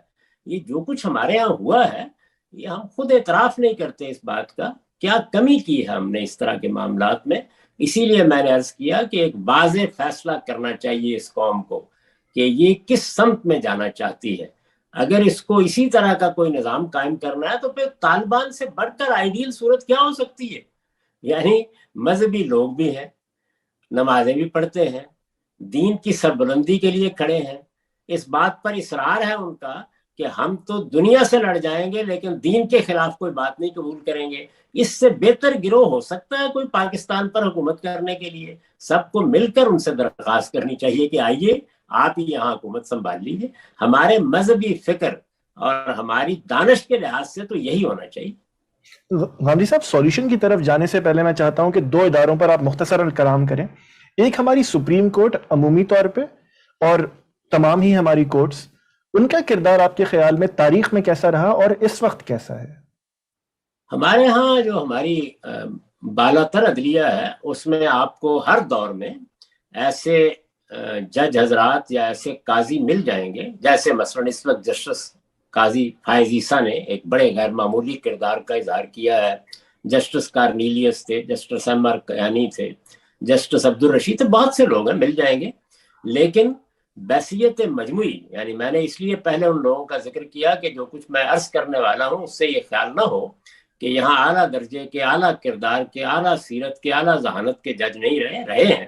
بحثیت مجموعی ہماری عدلیہ ایک آبرو باختہ عدلیہ ہے, وہ ہمیشہ سے اسٹیبلشمنٹ کی اعلیٰ کار رہی ہے. بلکہ اب تو یہ راز بھی کھلتا جا رہا ہے کہ یہاں ججوں کا آنا, ان کا تقرر اور ان کا آگے بڑھنا, اس کے لیے بھی معلوم نہیں کہاں کہاں سے الہام ملتا رہتا ہے. تو یہ بڑی افسوسناک بات ہے. آپ اندازہ کریں تھوڑی دیر کے لیے کہ ایک ہائی کورٹ کا جج جو اس کا سربراہ بننے والا ہے وہ کھڑے ہو کر یہ کہتا ہے کہ میرے پاس فلاں اور فلاں ایجنسی کے لوگ آئے تھے اور انہوں نے یہ کیا ہے, اور اس طریقے سے بینچ بنوائے جاتے ہیں. آپ نے دیکھا کہ پوری قوم میں اس کے بعد کیا ہلچل برپا ہونی چاہیے تھی. سپریم کورٹ کو موٹو لینے کے لیے اس سے بڑا بھی کوئی موضوع مل سکتا تھا. ساری عدلیہ کو بیٹھ کر دیکھنا چاہیے تھا کہ یہ کیا ہو گیا ہے ہماری قوم میں, کیا فی الواقع ایسا ہو رہا ہے. آپ نے دیکھا اس کے بعد ہم نے کیا کیا ہے. تو میرے نزدیک ادارے کی حیثیت سے یہ عدلیہ ایک آبرو باختہ عدلیہ ہے. سچی بات یہ ہے کہ عدالت اور انصاف کا نام اس کے حوالے سے لینا باعث شرم محسوس ہوتا ہے. البتہ اچھے جج اور اچھے قاضی ہمیشہ اس میں رہے ہیں. دنیا کبھی غیر معمولی لوگوں سے خالی نہیں ہوتی. غامدی صاحب, اسٹیبلشمنٹ کو دیکھیں تو چلیں ان کو پاور کی ایک چیز ہمیں نظر آتی ہے کہ حق حکمرانی ان کا ہو جائے گا اس لیے وہ یہ کام کرتے ہیں. سیاستدانوں کا اپنا کردار کیسا ہے وہ ہم دیکھ چکے, پھر وہ کوشش کرتے ہیں کہ کام کر سکے, نہیں کر پاتے. یہ سپریم کورٹ یا تمام ججز کو انہیں کس چیز کی چاہ ہے کہ یہ اسٹیبلشمنٹ کے ہاتھوں استعمال ہو جاتے ہیں؟ ہاں, دونوں چیزیں ہوتی ہیں. ظاہر ہے کہ ہم اندر اتر کر حقائق سے پردہ تو نہیں اٹھا سکتے, اس طرح اس میں بہت سے نام آتے ہیں, لیکن ایک اصولی بات کر سکتے ہیں یہ کہ دونوں چیزیں ہوتی ہیں اور وہ دونوں ہی ہمیشہ خرابی کا باعث بنی ہیں. ایک یہ کہ حرص خرابی کا باعث بنتی ہے یا خوف خرابی کا باعث بنتا ہے. تو دونوں عوامل کو میں نے تو کم سے کم بعض موقعوں پر بالکل برہنہ کام کرتے دیکھا ہے. البتہ ایک تیسری چیز بھی ہے, اور وہ یہ کہ ذرا نیچے کے کیلیبر کے لوگ اگر آ جائیں تو وہ بعض اوقات کسی بیانیے سے بھی متاثر ہو جاتے ہیں جو ان کے حدود سے متجاوز ہوتا ہے. ابھی بھی آپ دیکھ رہے ہوں گے کہ ہماری عدلیہ اس طرح کی بات کرتی ہے، ہم نے فلاں معاملے کو سنبھال لیا، فلاں معاملے کی اصلاح کر لی، فلاں معاملے میں کردار ادا کر کے فلاں ادارے کو ہم نے درست کام کرنے کے لیے آمادہ کر لیا. یہ آپ کو معلوم ہونا چاہیے کہ یہ عدلیہ کے حدود سے صریح تجاوز ہے، یہ ان کا کام ہی نہیں ہے. عدلیہ کا کام صرف یہ ہے کہ وہ اندھے ہو کر قانون کا نفاذ کرے، یہ اس کا کام نہیں ہے. تو جب آپ دائیں اور بائیں سے الہام حاصل کریں گے، مقاصد سامنے رکھ کر فیصلے دیں گے، کچھ مقاصد کو اپنے سامنے رکھ کر اپنے ہاں بہت سے تضادات پیدا کرتے چلے جائیں گے، تو پھر یہی کچھ ہوتا ہے جس کو ہم دیکھ رہے ہیں. حمزی صاحب، آخری ستون ہمارا میڈیا، ذرائع ابلاغ، ان کا کردار آپ کی نظر میں کیسا رہا ہے؟ اس میں بھی وہی صورتحال ہے کہ آپ کو بہت لوگ ملیں گے، بعض ادارے بھی جن کا بہت اچھا کردار رہا ہے اور کہا جا سکتا ہے کہ ان میں انفرادی طور پر بعض دانشور، بعض صحافی، اسی طرح سے بعض پروگرام کرنے والوں نے قوم کی تعمیر میں بڑا غیر معمولی کردار ادا کیا ہے. اور اب بھی اگرچہ بہت سے لوگ ان میں سے نکال دیے گئے، لیکن کسی نہ کسی درجے میں اس طرح کے لوگ اپنا کردار ادا کر رہے ہیں. کسی کا نام لینا موضوع نہیں ہوتا اس طرح کے موقع کے اوپر، لیکن ایک اصولی بات وہی ہے. بحثیت مجموعی ہمارے میڈیا کا حال بھی وہی ہے، یعنی بحثیت مجموعی اداروں کی حیثیت سے وہ بھی اسی طرح کی صورتحال سے دوچار ہوتا ہے کہ اپنے سامنے بعض مقاصد رکھ کر، وہ اچھے بھی ہوتے ہیں برے بھی ہوتے ہیں، ان کو حاصل کرنے کی دوڑ میں شریک ہو جاتے ہیں. جبکہ میڈیا اصل میں کیا ہے، یعنی اس نے خبر دینی ہے، خبر تقاضا کرتی ہے کہ آخری درجے کی جانبداری کے ساتھ دی جائے. یہ تو دینی لحاظ سے بھی ایک بہت بڑی ذمہ داری ہے. اس نے تجزیہ کرنا ہے. تجزیے کے معاملے میں طے شدہ چیز یہ ہے کہ اگر آپ دانشورانہ تجزیہ کر رہے ہیں تو وہ ہر طرح کی جانبداری سے بالا تر ہو کر کرنا چاہیے. یعنی جو آدمی بھی صحافی ہے یا کوئی آدمی دانشور ہے یا کوئی عالم ہے تو اس کو بلند ہونا چاہیے ان چیزوں سے. ہر شخص کے کچھ خیالات ہوتے ہیں، اس کی کچھ سیاسی افیلیشن بھی ہو سکتی ہیں باطن میں، لیکن بہرحال اس کے تجزیے کو، اس کی رائے کو بالکل غیر جانبدارانہ ہونا چاہیے. ایک نگاہ ڈال کے دیکھ لیجئے کیا فی الواقع اسی طرح کی صورتحال ہوئی ہے. اس میں بڑی ہی بعض تکلیف دہ صورتیں ہم نے اپنی آنکھوں کے سامنے دیکھی ہیں. پھر یہ کہ اس سے آگے بڑھ کر اس میں ایک غیر متوازن رویہ اختیار کیا گیا ہے. یعنی ہونا یہ چاہیے، آپ کبھی دیکھیں کسی زمانے کا جب پی ٹی وی اچھا تھا تو آپ دیکھیں، اگر بلکہ جیو بھی شروع میں، تو آپ دیکھیں گے کہ ایک توازن ہوتا ہے. یعنی کتنی آپ اس ذریعے سے علم کی خدمت کریں گے، کتنی خبریت کی خدمت کریں گے، کتنی سماج کی خدمت کریں گے. تو ظاہر ہے کہ یہ جو چیزیں ہوتی ہیں خدمت کی، یعنی علم کی، سماج کی، ان کو اس طرح کی ریٹنگ تو نہیں ملتی. تو یہاں صورتحال یہ ہے کہ اگر آپ غور کر کے دیکھیں تو ایک لائن لگی ہوئی ہے انہی چیزوں کی، وہی چیزیں صبح و شام ریپیٹ ہو رہی ہیں، وہی داستان سنائی جا رہی ہے، وہی ماتم ہو رہا ہے. یعنی اس کے اندر سے علم بھی خارج، اس کے اندر سے دانش بھی خارج، اس کے اندر سے سماجی تجزیے بھی خارج. تو اس میں غیر متوازن رویے ہیں جنہوں نے ہمارے میڈیا کی تشکیل کی ہے. اگر ان کو توازن میں بھی رکھا جائے، اب بھی صرف اتنا فیصلہ کر لیا جائے کہ ان کے اندر علم کا، دانش کا، سماج کا، انسانی نفسیات کا، اس کی تعمیر کا، قوم کے مقاصد کا ایک توازن موجود رہے گا اور اس توازن کے لحاظ سے پروگراموں کو وقت دیا جائے گا، تو اسی سے بہت کچھ درست ہو سکتا ہے. لیکن آپ ایک نظر ڈال کے دیکھ لیں کیا صورتحال ہے. غامدی صاحب، چند آخری سوال. آپ نے پہلے نقطے سے یہ ہمارے سامنے فرمایا کہ دو بنیادی مسئلے ہیں، ایک کہ ہمارا حق حکمرانی کس کے پاس ہے، دوسرا کہ ہماری اسٹیٹ کی نیچر کیا ہے، ہم ہیں کیا. تو ظاہر ہے اس کا حل بھی اگر میں آپ کی بات سے انفر کروں تو ان دونوں کے اوپر بات کر کے اور اس کا فیصلہ کر کے ہوگا. یہ اتنا آسان معلوم تو نہیں ہوتا کہ یہ ہم کر کیا سکیں. کر سکتے ہیں، جو صحیح بات ہے وہ کہنی چاہیے. یہ مجھے معلوم ہے، اگر مجھے یہ پتا چلے کہ کسی میرے عزیز کو کینسر کا، سرطان کا مرض ہے، تو یہ مجھے معلوم ہے کہ اس کا علاج بہت مشکل ہے، لیکن پھر ایفرٹ بھی اسی درجے کی ہونی چاہیے. تو اس لیے میں اگر یہ بات کر رہا ہوں یا آپ یہ بات کر رہے ہیں تو اس امید پر کر رہے ہیں کہ لوگوں کو شعور ہوگا اور وہ مل بیٹھیں گے اور ان تمام چیزوں کا تجزیہ کریں گے اور اس معاملے میں ایک واضح موقف اپنائیں گے. ہمارا عمومی سیاسی رویہ یہ ہے کہ کسی نہ کسی طریقے سے آپ کوئی مصالحت کا راستہ نکال کے بس آگے چلتے چلے جائیں. تو ہم چیزوں کے اوپر، وہ ایک بڑی اچھی تعبیر اختیار کی تھی مولانا سید ابواللہ صاحب مودودی نے ایک موقع پر کہ ہمارے ہاں تعفن سے بھرا ہوا مین ہول ہوتا ہے، ہم اس کے اوپر ایک تھان لا کے ململ کا ڈال دیتے ہیں اور پھر خوش ہوتے رہتے ہیں کہ یہاں تو نہ کوئی غلاظت ہے نہ تعفن ہے، دیکھ نہیں رہے آپ کیا خوبصورتی ہے ہمارے ہاں۔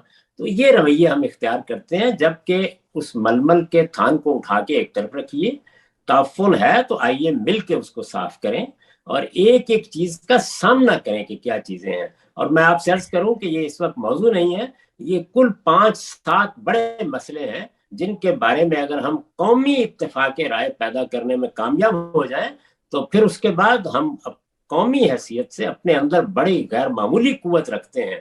آپ امید ہی امید دیکھیں گے اور ایسے معلوم ہوگا کہ جیسے ہر طرف سے سورج نکلا ہے۔ غامدی صاحب یہ کریں گے کیسے؟ ہم بے شک ان پوائنٹس پہ بات نہیں کرتے، لیکن ان سب پر قومی اتفاق رائے ہوگا کیسے؟ ہم تو شاید کسی ایک پالیسی پر بھی متفق نہیں ہوتے۔ جی اسی لیے کہ ہمارے ہاں ایسے لوگ نہیں ہیں جو آگے بڑھ کر کوئی کردار ادا کر سکے۔ مجھے یاد پڑتا ہے کہ ایک زمانے میں مولانا ظفر احمد صاحب انصاری ہوتے تھے اور میں نے دیکھا ان کو کہ بڑے نازک موقعوں پر وہ یہ کردار ادا کرتے تھے۔ نواب نصر اللہ خان صاحب میں بھی یہ صلاحیت موجود تھی۔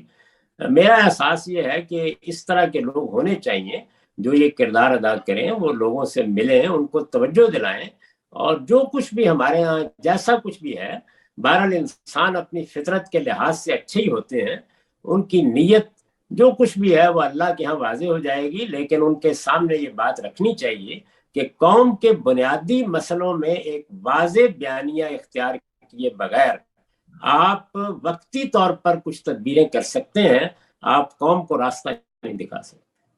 اور جب تک ہم اس طرح کے بڑے لوگ پیدا نہیں کرتے تب تک ایک عام شخص، میرے جیسا شخص کیا کرے؟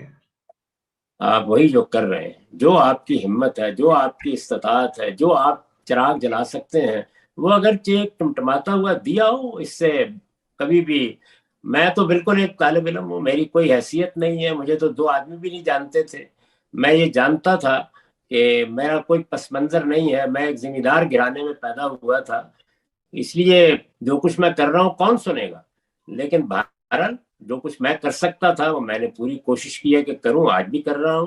میرے خیال میں جب بڑے لوگ یہ کام کرنے کے لیے تیار نہ ہوں تو ہم جیسے چھوٹے چھوٹے طالب علموں کو اپنی ذمہ داری ادا کرنی چاہیے۔ غامدی صاحب اس بابت آخری سوال، ڈیفالٹ فائنینشیل ہمارے سر پہ کھڑا ہے، انتہا پسندی اتنی ہے کہ ہم شاید اب بات سننے کو تیار نہیں ہیں، جیسے میں نے پہلے آپ کو کراچی کے صدر کا اگزامپل دیا۔ سیاست میں اتنی نفرت ہے کہ آپ دیکھتے ہیں کہ ہم کس طرح کے القابات استعمال کرتے ہیں، ظاہر ہے وہ ہے جو زبان سے نکلتا ہے، دلوں میں خدا جانے کیا ہے۔ ہمارے پاس اتنا وقت ہے کہ ہم آپ اور تمام لوگ تعلیم کی کوشش کریں، ہر چیز تو ہمارے تباہی تو ہمارے سر پہ کھڑی ہے۔ اس میں کوئی شبہ نہیں ہے، میرا بھی احساس یہی ہے جو آپ کا احساس ہے۔ آپ بھی جو صورتحال دیکھ رہے ہیں میں بھی وہی صورتحال دیکھ رہا ہوں، اس وجہ سے مجھے اور آپ کو یا جس کو بھی اللہ اس کا شعور دے، وہ اگرچہ ایک طالب علم ہی کیوں نہ ہو، ہاں کے پکارے لوگوں کو توجہ دلانی چاہیے کہ وہ خدا کے لیے سنبھلنے کی صحیح کریں۔ اب معاملہ وہ آ گیا ہے کہ جس میں کوئی بڑا حادثہ اس قوم اور اس ملک کے ساتھ ہو سکتا ہے، مجھے بھی دعا کرنی چاہیے کہ اللہ تعالیٰ ہی اپنی عنایت سے اس سے محفوظ رکھے، اور آپ کو بھی دعا کرنی چاہیے۔ وہ جو حالی نے کہا تھا نا کہ خاصہ خاصان رسول وقت دعا ہے، امت پہ تیری آ کے عجب وقت پڑا ہے، اس وقت پاکستان کی بھی یہی دعا ہونی چاہیے۔ غامدی صاحب میری طرف سے آخری سوال، کیونکہ ہم جتنی بھی فروحی باتیں کریں، ہم فلسفیانہ باتیں کریں، اصل تان آگے ٹوٹتی ہے کہ جو بھی پاور میں ہوگا وہ کوئی چینج لا سکے گا ہمارے ملک میں۔ الیکشنز جب بھی ہوں، اس سال ہوں، اگلے سال ہوں، آپ خود کس کو ووٹ دیں گے اگر آپ دیں؟ اور اب آپ کے خیال میں پاکستانی عوام کو جو سوچتے سمجھنے کی صلاحیت رکھتے ہیں انہیں ووٹ کس کو دینا چاہیے؟ اس میں بھی ظاہر بات ہے کہ میں اصول کی بات ہی کر سکتا ہوں، سیاست آئیڈیلزم کا نام نہیں ہے، اور اس میں اس طرح کے آئیڈیل بنانے بھی نہیں چاہیے۔ جب بھی انتخابات ہوں آپ چند چیزیں دیکھیں، اور وہ چند چیزیں جس کے ہاں زیادہ پائی جائیں، یعنی یہ تو ہو ہی نہیں سکتا کہ کوئی پیغمبر کھڑے ہوں گے یا کوئی ابو بکر و عمر جیسے لوگ کھڑے ہوں گے، یہی سیاستدان ہوں گے جو ہمارے سامنے ہیں۔ 2 دن میں کوئی نئی قوت وجود میں نہیں آ جائے گی۔ تو جب یہ سامنے آئے تو دیکھنا چاہیے کہ پہلے تو وہ 4 چیزیں جو میں نے عرض کیا ہے، یعنی قانون کی حکمرانی، بنیادی حقوق، جمہوریت اور قوموں کا حق خود ارادی، یہ میرے نزدیک 4 ارکان ہیں جدید سیاست اور جدید ریاست کے۔ ان کے بارے میں کس کا ریکارڈ بہتر ہے، پہلی بات یہ دیکھنی چاہیے۔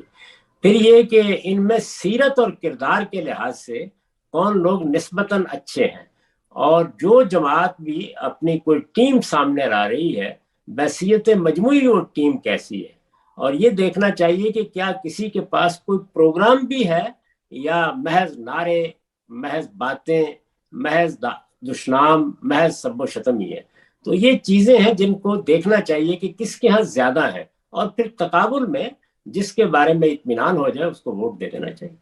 ہم نے اب تک پورے موقع پر کوشش کی، میرے پاس آپ کے لیے اور سوال نہیں ہے کیونکہ ہم وقت مکمل کر چکے، کہ ہم اصول پر بات کر سکیں، کیونکہ جیسے آپ خود کہتے ہیں کہ معاملہ اگر اس کے اسٹیبلشمنٹ سے ہی خراب ہے، لائک بنیاد سے خراب ہے، تو اس پر بات کر کے ہی معاملہ حل ہوگا۔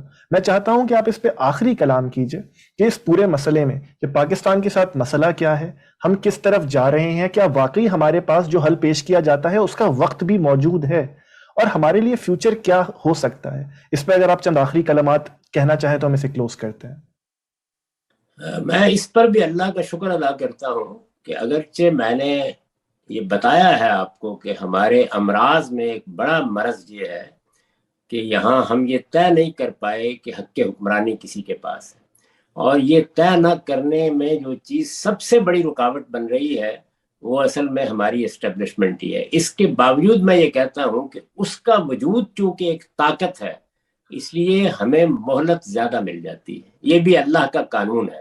اس وقت بھی یہ مہلت ہمارے پاس ہے کہ اگر آج بھی ہم سوچنے کے لیے تیار ہوں، سمجھنے کے لیے تیار ہوں، بات کرنے کے لیے تیار ہوں، اور بنیادی مسائل پر میں نے ایک مضمون لکھا تھا، آپ کو یاد ہوگا، ریاست کے بارے میں جوابی بیانیہ۔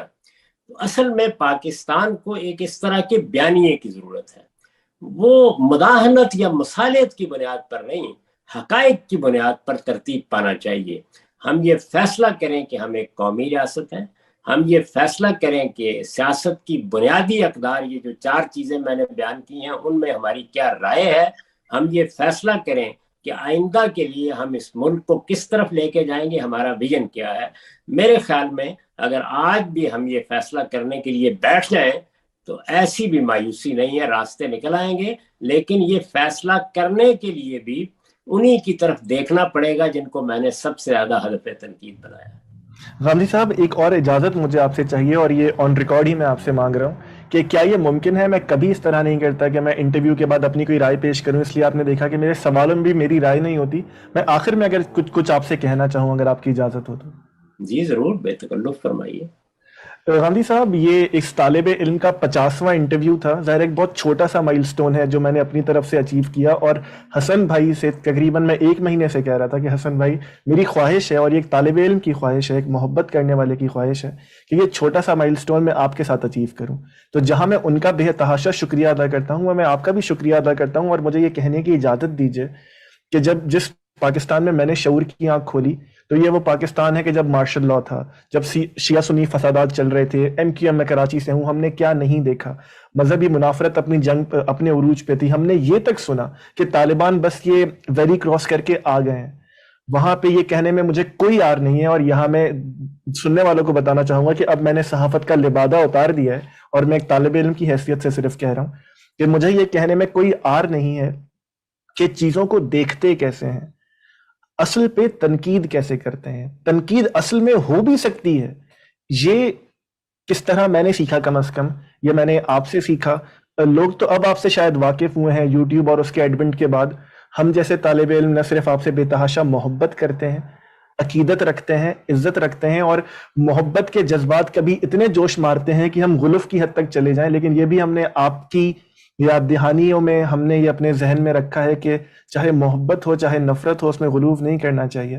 اور میں صرف اپنے خدا سے دعا کر سکتا ہوں، اور یہ میں اس لیے یہ لبرٹی لے رہا ہوں کہ 50واں انٹرویو ہے تو میں ذرا اپنے تاثرات کا اظہار کر سکوں کہ خدا آپ کو صحت دے۔ جیسے آپ کا غالباً ایک ہارٹ کا ٹریٹمنٹ ہوا تھا تو آپ نے خود فرمایا تھا کہ سب نے چلے جانا ہے، اس دائرہ فانی سے آپ بھی چلے جائیں گے، میں بھی چلا جاؤں گا۔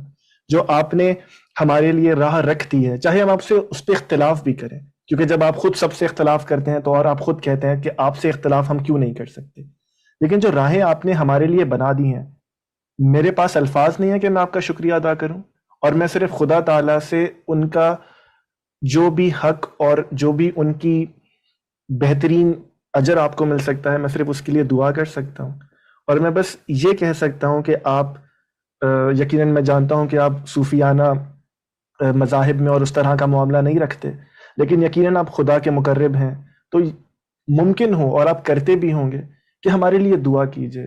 یہ اگین جیسے میں نے کہا کہ صحافت کا لبادہ میں نے اتار دیا، دل روتا ہے کہ جس طرف ہم آ گئے ہیں، اور اب یہ محسوس ہوتا ہے کہ شاید زیادہ وقت نہیں ہے ہمارے پاس اگر ہم یہی کرتے رہے تو میں بس آپ کا شکریہ ادا کرنا چاہوں گا، ایک طالب علم کی، ایک برخوردار کی، ایک بہت چھوٹے محبت کرنے والے کی صرف عقیدت قبول کیجئے۔ میں بھی ایک طالب علم ہوں، آپ کی محبت کا شکریہ، آپ نے اچھے جذبات کا اظہار کیا، اس کے لیے بھی شکر گزار ہوں، لیکن سچی بات یہ ہے کہ میں ان میں سے کسی چیز کا بھی اہل نہیں ہوں۔ بس یہی دعا ہے کہ اللہ تعالیٰ جو کچھ کیا ہے اس کو قبول کر لے، اور اس قوم پر بھی عنایت فرمائے، اور ہم سب پر اپنا خاص کرم رکھے۔